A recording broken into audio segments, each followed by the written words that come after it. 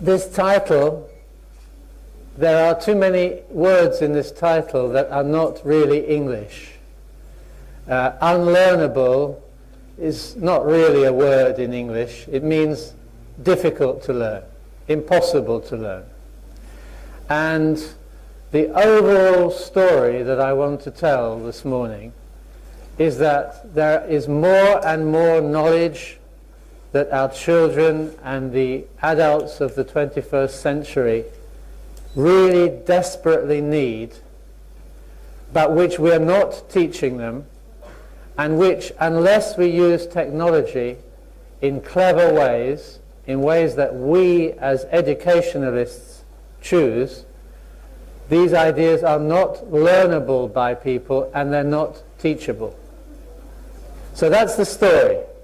We need technology to solve the problems that we have for our planet, and unless we use technology in carefully designed ways, we cannot possibly solve them. This statue is outside my institution in London. It's a statue of Mahatma Gandhi. And after the Second War, the BBC interviewed Gandhi, and the commentator said, "Mr. Gandhi, what do you think of Western civilization?" And Gandhi said, "I think it would be a good idea." What do you think of technology in education?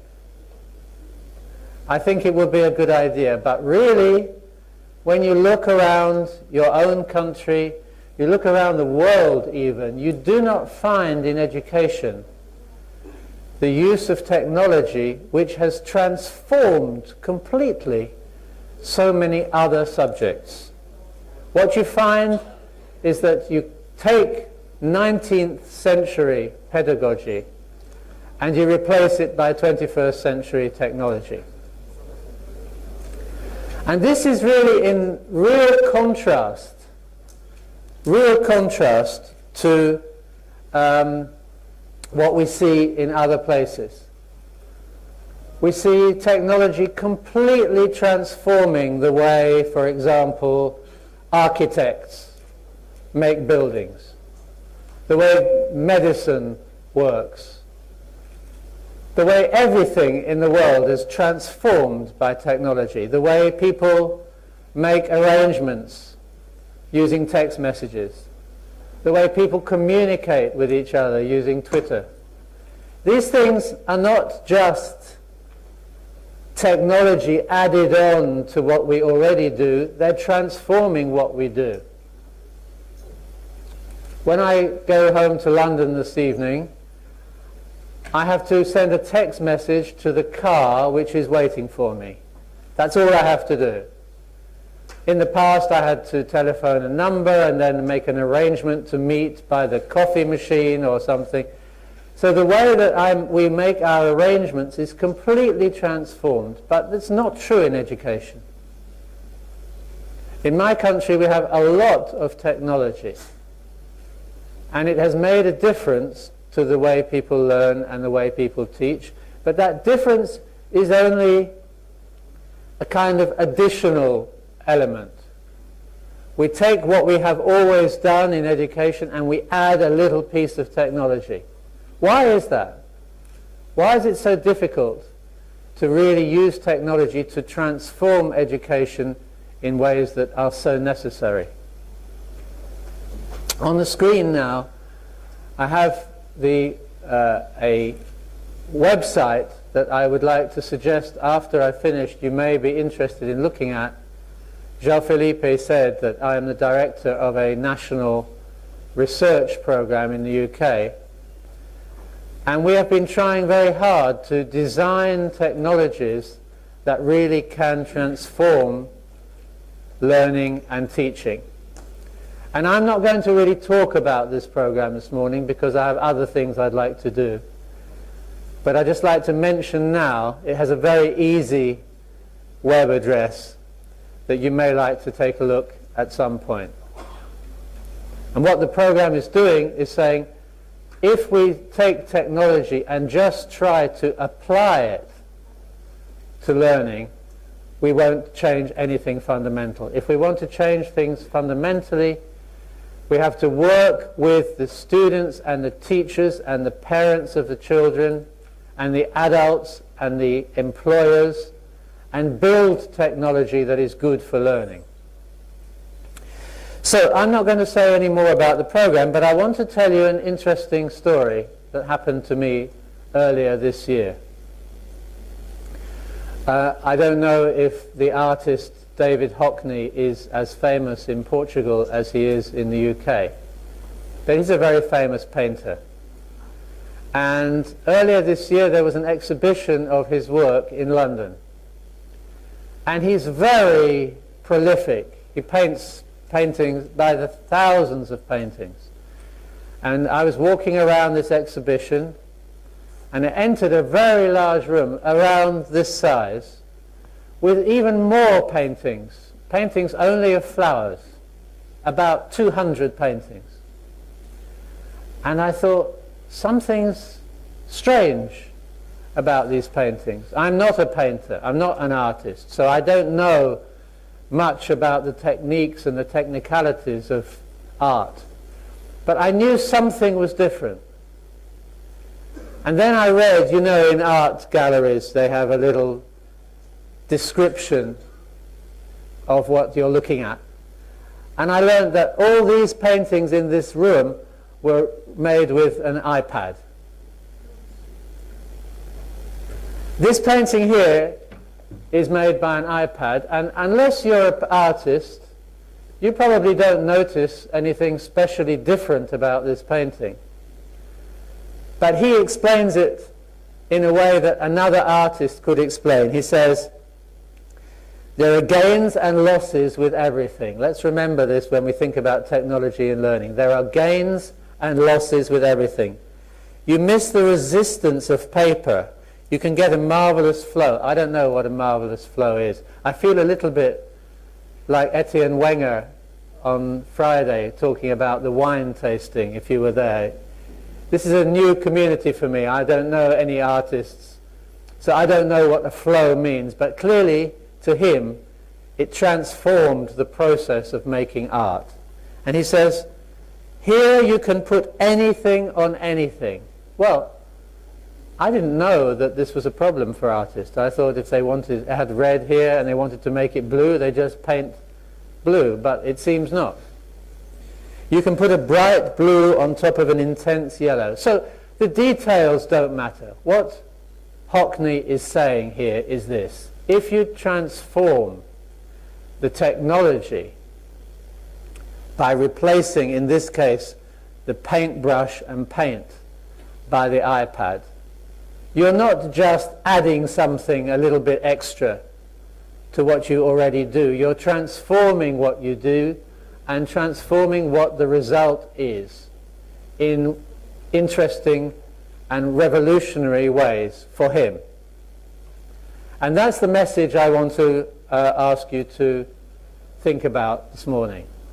This is the roof of a room in the British Museum in London.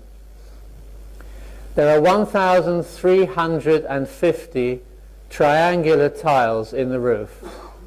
No two of the tiles are equal to each other, and every tile is three-dimensional, not flat.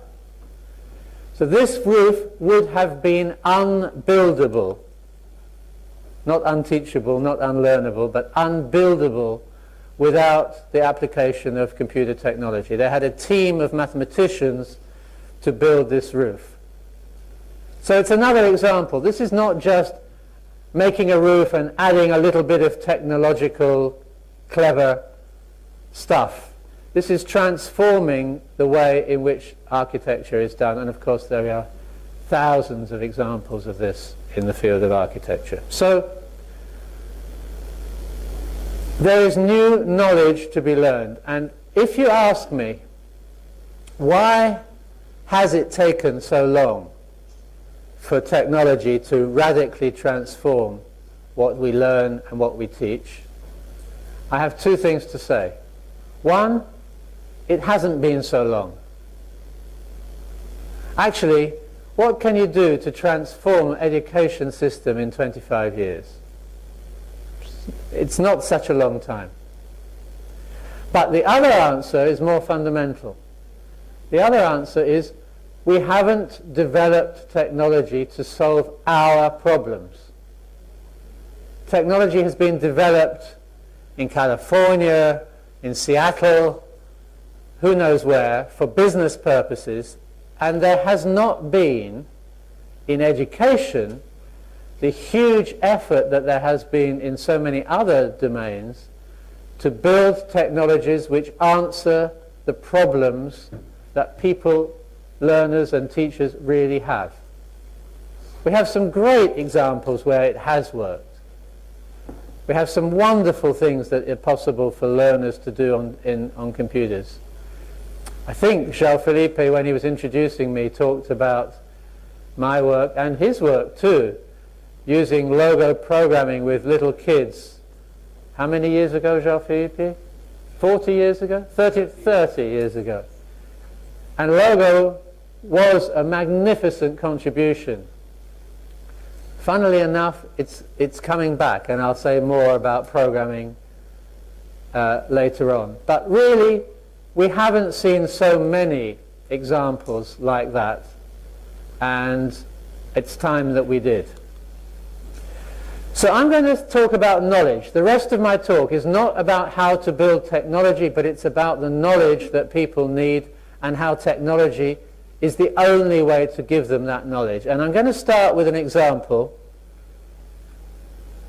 which I like because the economic crisis that we are all suffering is partly a result of technology. There's no question about it that the computers, to some extent, the computers caused the crisis. Of course, the story is much more complicated than that, but it's true to some extent. And just after, you remember when Lehman Brothers collapsed in 2007, the most powerful investment bank in the world just collapsed. And the chief financial officer of Goldman Sachs had a very interesting thing to say. He said, we were seeing things that were 25 standard deviation moves several days in a row. Now, I know this is not an audience of mathematicians, so I'm going to, if you already understand exactly what that means, you can go to sleep for the next 2 minutes. But what he means is this: everything in the world looks like that. If it's, oh, I can use my new technology. Great. If it's around where everything normally is, it's around here. And as you get further and further along this axis, it becomes less and less likely. So this is one standard deviation, and this is 2 standard deviations, and 25 standard deviations is near Lisbon Airport, somewhere there. And he says, we were seeing this 25 standard deviations in 3 days in a row. Okay, it's clear what he said? So I thought it would be really interesting to find out how long you would have to wait for such a thing to happen 3 days in a row. And fortunately, my son works for the Bank of England. And he did a calculation for me, and here's the calculation. If you wanted to wait for this to happen, you would have to wait 10 with 124 zeros times the life of the universe so far. And this man was seeing this happening 3 days in a row. And the point is this: nothing that he saw made him challenge the model, the assumption. That's the point. The point is that he didn't ask himself, what is my model correct? Are we missing something? Is the traditional way we have thought about these phenomena right or wrong? No. There is a model. It's assumed to be true. It's true because we just take it as true. But the implications of that model are not explored. And you know, in funny little ways, this happens a lot to all of us. You can be the chief financial officer of Goldman Sachs and not think about how the financial system works. You can wear a watch, and you know, in the past, when I was a little boy, I used to take my father's watch to pieces, and you could see these wonderful mechanisms doing that. And you could say, oh look, this one is bigger than this one, so this one goes faster than this one. And you could really find out how a clock works. Now, you take my watch to pieces and you see, what do you see? Chip. It's impossible. You don't know anything. So we're growing up, our children, our grandchildren, some of us old enough to have grandchildren, we're growing up in a world where the mechanisms are invisible. We don't know how anything works. And so what it forces us to do is we're standing on one side of an educational mountain. We're wandering around the top. And this is the stuff we can learn. This is the learnable stuff. And we're still, what are we teaching? In mathematics, we're teaching ridiculous algorithms for doing long division. In history, we're still learning the same history that we learned 50 or 100 years ago. We're learning what is learnable with the technology that we had available when we devised this curriculum. And just like David Hockney, the artist, said, if you're using traditional technology, you get traditional painting. Over here, there's stuff that we just cannot learn using the technology that we have available unless we really try to find technologies that change what is possible to learn. So here's the next point I want to make. It's sometimes we have ideas that are over here on the other side of the mountain, of the cliff, which look unlearnable, just too complicated, too complex.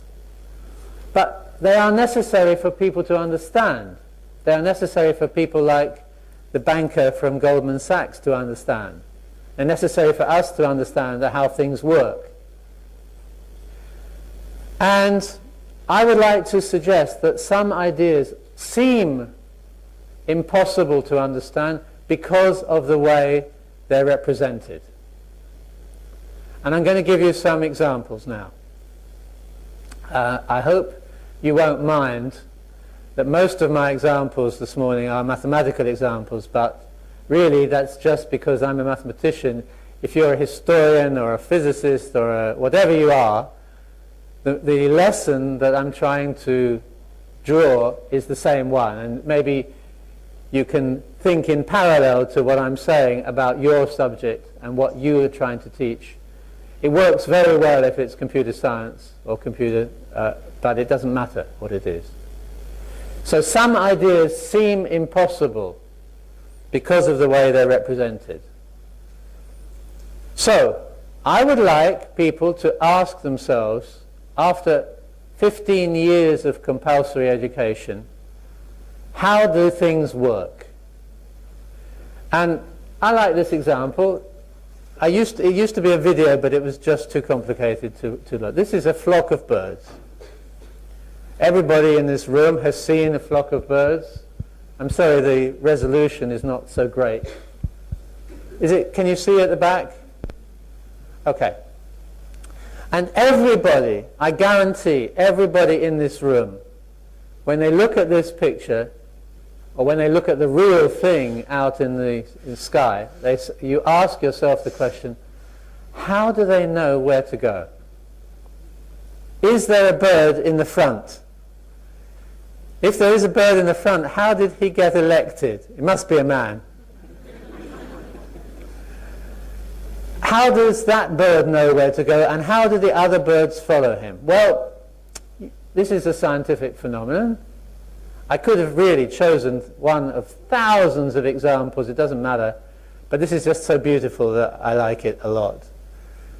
There is, of course, a branch of mathematics that is very interested in these kinds of phenomena, biomathematics. How do living organisms work? How do animals and living things aggregated together behave? It's a branch of mathematics. There's a branch of mathematics for everything, actually. So there is a branch of mathematics that studies this, and now many of you have spent 20, 30 or 40 years wondering about the bird in front. I'm going to show you how it works. Are you ready? I want you to be careful to take notes, because I'm going to ask you to do a test afterwards. Okay? This is the answer. This really is the answer. It's not just a random piece of mathematics. It is the equation. One of these, I don't know. One of these is really the equation of how it works. Now, of course, this idea is unlearnable. I'm sure there are a few hundred mathematicians in the world, maybe a few thousand. Probably only a few hundred, who understand perfectly what these equations say, why it works this way, what the implications are. I'm sure. But we can't expect everybody to learn the unlearnable. But it's unlearnable because of the way it's represented. Mathematical notation is just fantastic for understanding the world if you already understand mathematical notation. But in education, what we're trying to do is open people's eyes to new possibilities, to see the implications of creative thinking, to have some idea, and this really does connect with what Wenger was saying on Friday, to have some idea that it could be part of their identity to ask questions like, how does this work? What does it mean? What else works this way? These are really interesting questions, and you don't need any more to write in this beautiful but impossible language, unless you're going to be a mathematician. By the way, perhaps I should just make it clear, I am very happy. In fact, I would be terrified if we stopped teaching some children this kind of mathematics, some students in universities this kind of mathematics. I'm not saying we should stop. I'm saying there are other ways to understand things which are more learnable and which will give everybody the opportunity to understand things which at the moment are closed for most people.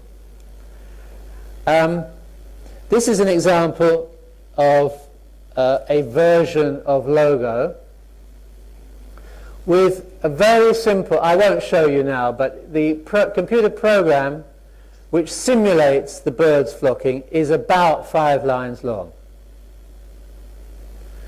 And this is a video that I took off the screen.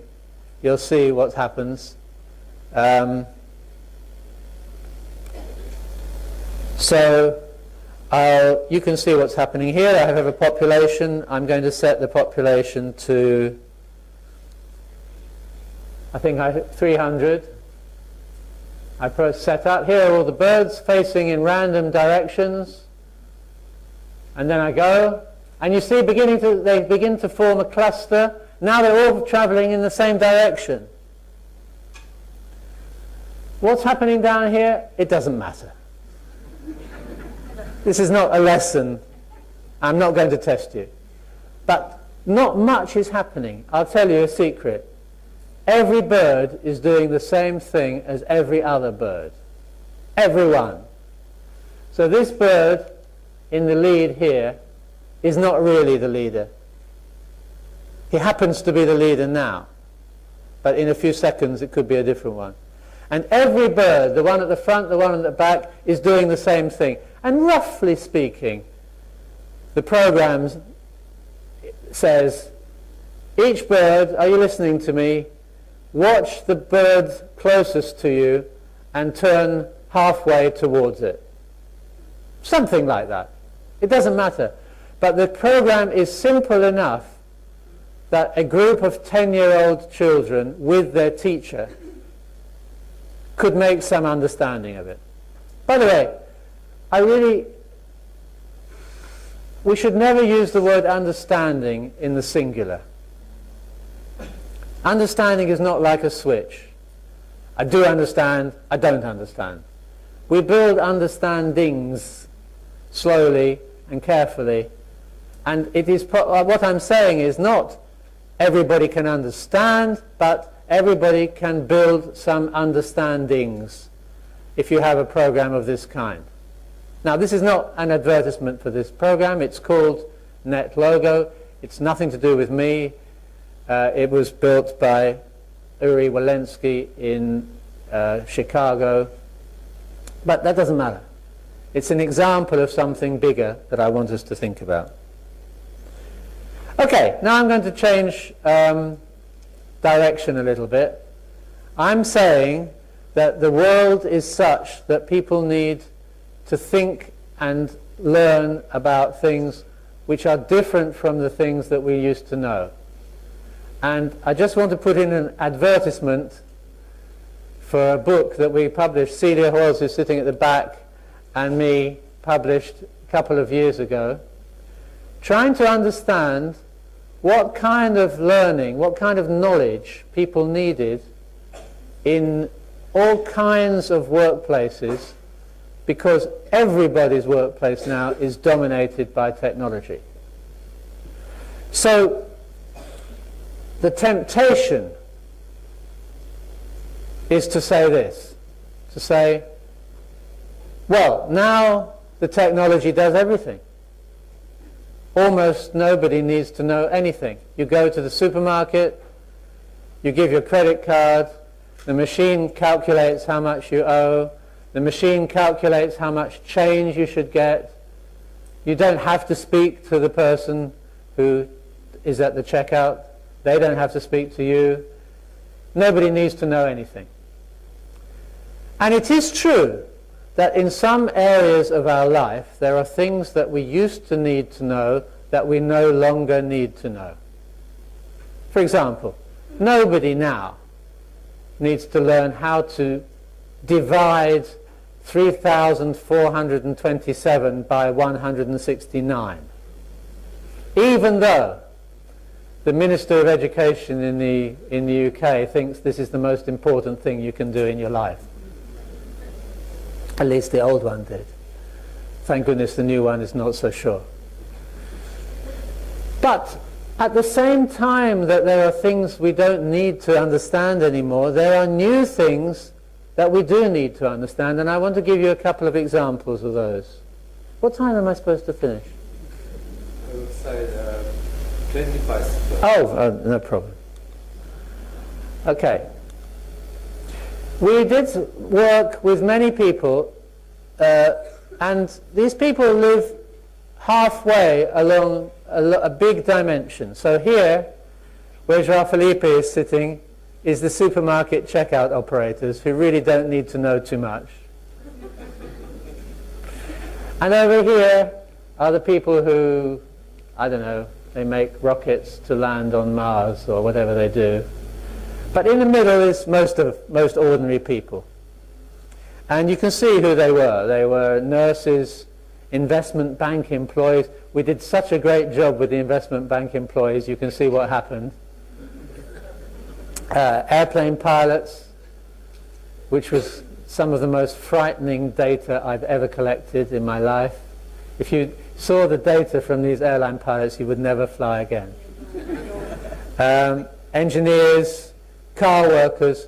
Car workers are really interesting because the factories are absolutely full of technology, but they need to really understand something about that technology. The technology doesn't do everything, at least not in all car manufacturing plants. If they're completely controlled by robots, that's different, but these weren't robot ones. So we found some very interesting material, and I want to share with you just for 5 minutes some things that will make you surprised. For example, we worked collecting data in a call center. You know, these are places where people answer the phone after about 2 hours, press 1 for this, press 2 for this, and then you finally, if you're lucky, you find a human being who can't help you.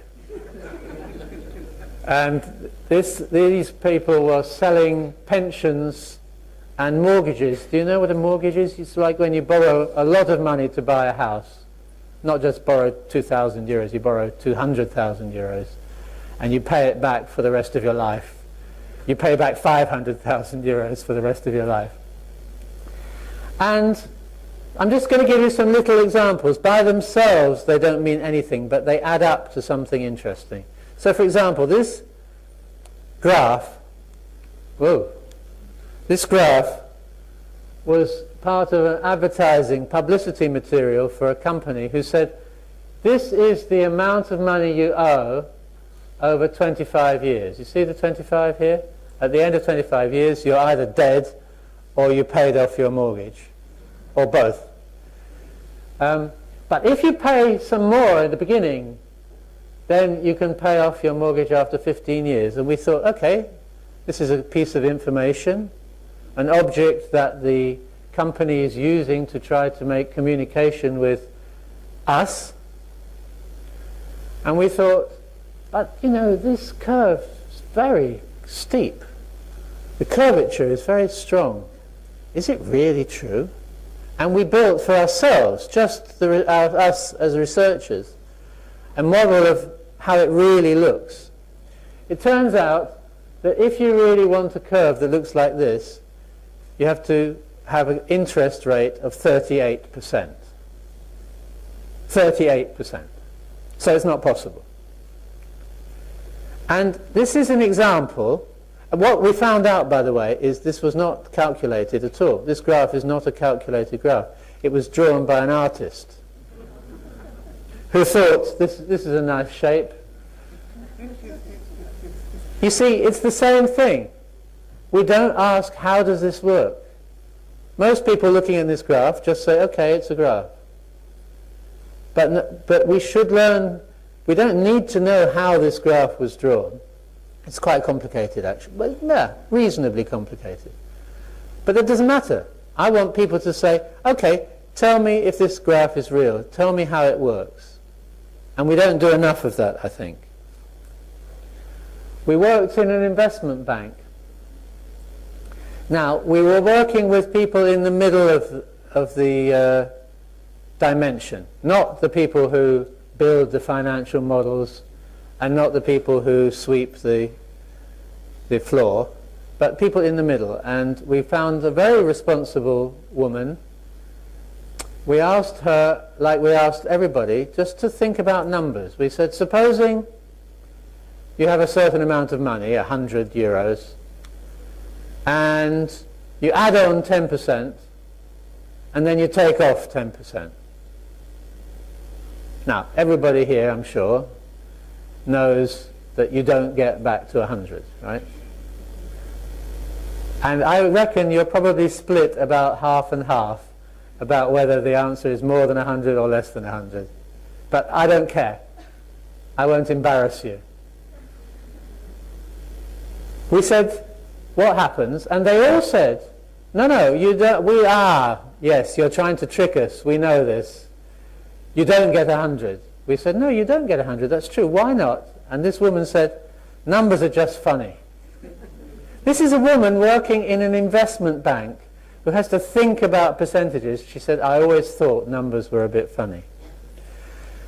And so what you get when you start looking in detail is that one of the reasons why people are not encouraged to ask how do these things work, one of the reasons is they don't see numbers as being part of a system.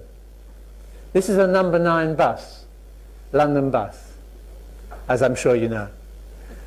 And it's almost like people think of numbers not as part of a numerical system, but as labels on a bus. So this is a number 9 bus, and this is a number 18 bus, And yes, I'm sorry, but it's true, the 18 bus is twice the length of the number 9 bus. But this is only a joke. I'm sure you agree that the 18 bus is not called the 18 bus because it's twice the length of the number 9 bus. It's a kind of pseudo-mathematics. And we have a kind of pseudo-knowledge where we do things that we think we understand but we don't know. None of us know what really happens when you click on Google. A lot happens. And we need to know something about it. I just want to say one more thing. This is an incredibly dangerous situation. You might say, well, why is he so worried about how people think about numbers? Because he's a mathematician, he's a mathematics educator. It's bad for his job. If everybody understands mathematics, I don't have a job anymore, which would be terrible. But there's also a political element. Wenger on Friday talked about global warming, which is probably the most serious thing that we all have to deal with, or at least our children and our grandchildren will have to deal with. And if you look it up on Google, you'll find that there's a group of people who actually deny that climate change is happening. They're called climate change deniers, like Holocaust deniers. They pretend it didn't happen. And this is a right-wing journalist. He writes in a newspaper, a very popular newspaper in the UK, and he can say all existing scientific data is just suppositions and allegations and predictions. Numbers prove nothing. He says somewhere else, it's only the predictions of the computer models. Only the computer models. So what's happening here is that several million people can read this and say to themselves, yeah, that's true, numbers prove nothing. You can say anything with numbers. You can say anything you like with a computer model. Why can they say that? Because we haven't given them, it's our fault, we haven't given them the means to understand what a computer model actually is. Not how to build one, how to make it work, how the details of the birds really operate, but just we don't ask the question, how does this work? I'll give you one more example that I like very much. We worked in a factory where they made, we call it cling film. It's this stuff, very, very thin paper you wrap food in. And you know what I mean, you see through it, and it's just a few microns thick.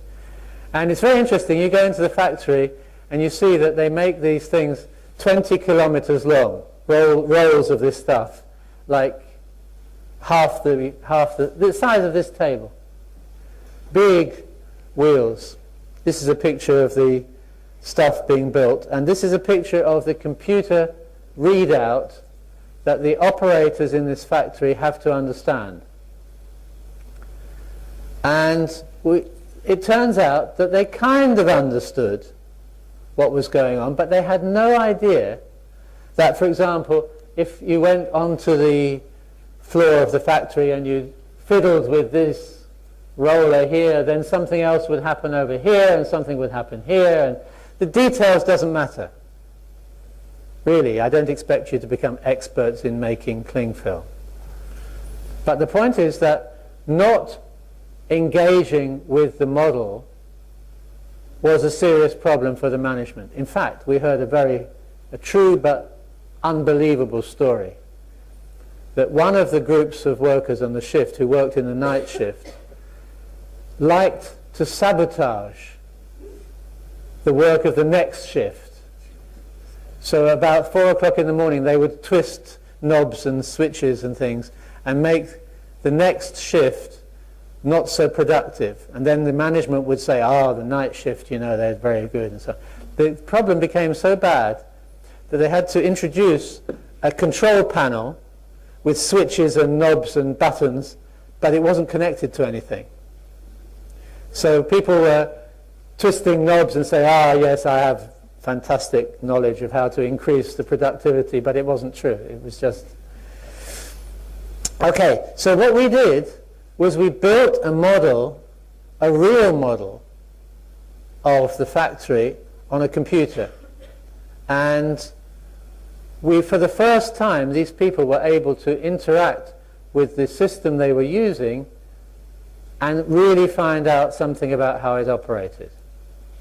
And I just want to give you, this is the system we built, which was in a way a copy of what they were working with, but theirs was read-only.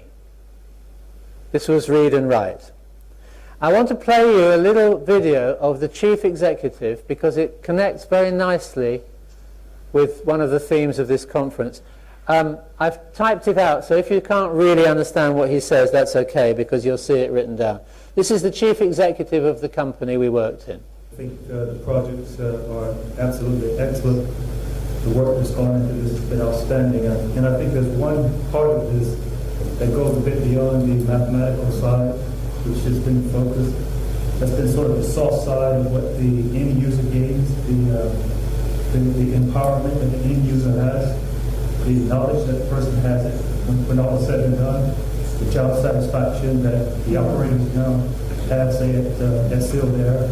So I think that's really one of the great parts of this entire project and all the work that's going. Okay, so what he says is, it's not just that the workers in the factory learn some more about mathematics or about computers or about models. He says the soft side was important.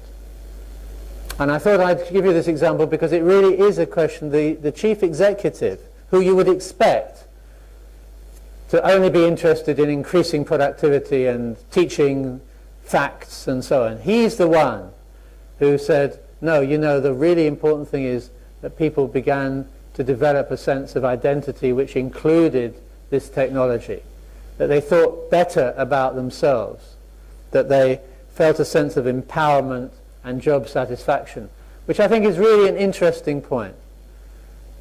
You know, knowledge is power, but knowledge is also identity. Okay, I'm coming near the end now, you'll be glad to know. I don't want to say too much about these things, techno-mathematical literatures and so on, but I do want to say something about computer programming. Because it's absolutely obvious that most people do not have to be fluent in computer programming. Most people are not going to be computer programmers.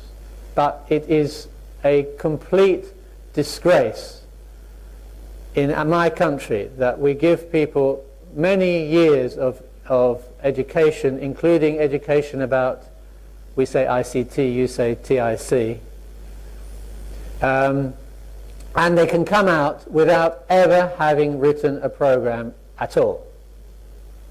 And that's ridiculous, because the thing you really have to understand about models, about technology, is that it works because people write software, and they write software using a programming language. And I don't care.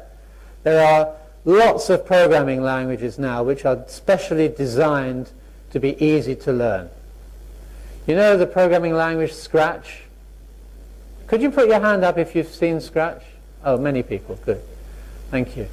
So you can think of this as a serious computer programming language with jigsaw pieces. But you know there are 2.9 million projects written in Scratch on the Scratch website. 2.9 million. That means there are hundreds of thousands of people who would not have any idea what a computer program was unless they'd built their own program in Scratch. This is a real step forward. And for us in the UK, we're in a way going through a kind of revival, a rebirth, a renaissance of programming. The Royal Society, which is our Academy of Science in the UK, says children must understand and play an active role in the digital world that surrounds them, not to be passive consumers of mysterious technology. That's one of the great challenges of the 21st century, to make people understand, yes, you can buy an iPad, You can have access to 600,000 apps. 599,000 of those apps are completely boring. But the 1,000 that might be useful, you have to have some idea what you're interacting with, what it means, what it takes to build an app. Okay. I already said this, but I'll say it once more because it's too important. If you want to make things learnable, we can't carry on for another 25 years just waiting for Microsoft to give us the next program in Office. We have to try to develop technologies which answer problems that we as educationalists have, just like to build this building for the Olympics in London. In fact, this building wasn't built. You have to design technology, you have to use technology in completely new ways that weren't available before. Just after the iPad came out, I couldn't resist. Well, I fell in love with the iPad immediately, like everybody who has an iPad. I'm sure a lot of people here, I can see in every row there's at least one iPad, because it's such a beautiful technology. And shortly after the technology, it has everything you want. It's easy to use, it fits, if you have a large pocket, it fits in your pocket. Now you can buy a small iPad. I thought, this is it. This is going to be now taken up. People are going to write really interesting programs for education. And I Googled iPad maths learning. And I found a program. This is it. How to add 86 and 49. It's just ridiculous. You have this fantastically beautiful technology. Do you know in India they've made an iPad like a tablet that costs 30 euros. 30 euros. That means that the problem now of saying, can we help the developed world to get a technology? That's not a question anymore. In a few years that won't be a question. The question is not, can we find technology to put into the schools? Can we afford to put technology into schools and colleges? The technology will be more or less free, like calculators are free. But can we find technology, can we find software to use on this technology that will really make a difference? That's a different question. Well, I have a lot more to say. I'll show you this, and then I will stop. The challenge that we face is to try to find ways to represent ideas which are unlearnable at the moment, which are important for everybody to understand, but which are not learnable because the ideas are represented in a very hard fashion. Okay, I said that twice before. That's the last time I'll say it. So here is a number. It's actually quite a famous number, but it doesn't matter. And children have great difficulty, even children in secondary schools have great difficulty understanding that this dot here is very important. I mean, I can tell because you laughed that you recognize that many children they leave the dot out, they put it in somewhere else, stick it here, it doesn't matter. Oh look, there's 3 dots here. So what is a dot? It's a very difficult idea actually. And you know, you can say, well, 3 is 3 ones, and this is 1/10, and this is 400. But what about down here? What does it really mean? And we thought, this is a great idea. Let's try to develop a system where we can introduce people to the power of this way of thinking, the decimal representation. You see, there's nothing about this 6. If I could pick this 6 up and show it to you, there's nothing about it that is different from this 1. Oh, except it's 6 times bigger. But there's nothing different between this 1 and this 1. They're the same thing. It's a very strange system. It's where you put it that matters. Well, it's very weird.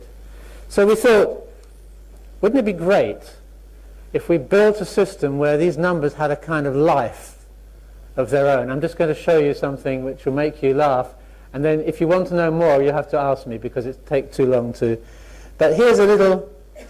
They take a number, and we do an experiment with it. This is, you see, and now these numbers are not all the same. Look, I can go on forever. And they get smaller and smaller and smaller and smaller, but I can use a pump to make them bigger. It's fantastic. I can do all kinds of interesting things. I can find patterns where there weren't any patterns before. I can learn things that were unlearnable before. Why? Because I have a new way to represent them. And the end of the story, actually, is that we ended up working with very young children at age 12, 13, 14, asking them questions about number representations, which most people don't get asked until they go to university and study mathematics, which means most people never see these things. I'm absolutely convinced that the difference there was we had a different way to represent it. We had a different way to represent it, which meant that we could ask interesting new questions. By the way, in case you're thinking, yes, but these numbers don't go on forever, do they? Really? Can they build a computer program where these numbers have infinite precision? And the answer is yes. The only problem is, if you want infinite precision, you might have to wait an infinite amount of time. Okay, I'm going to stop. Let me just say, we have a challenge, and you are part of the solution to this challenge, not just researchers and software designers. We have to shout loudly that we have problems in helping students to learn, and we have problems in helping us to teach. And that in order to solve that problem, we are not going to be able to pick up the pieces of other people's technology. We need to build technologies that are designed to solve our problems. And this costs a little bit of money. Nothing compared to the European debt. Nothing compared to the cost of saving a bank from going bankrupt. A few billion. But we need to do it, and we need to do it because the challenge is just too great. Thank you very much.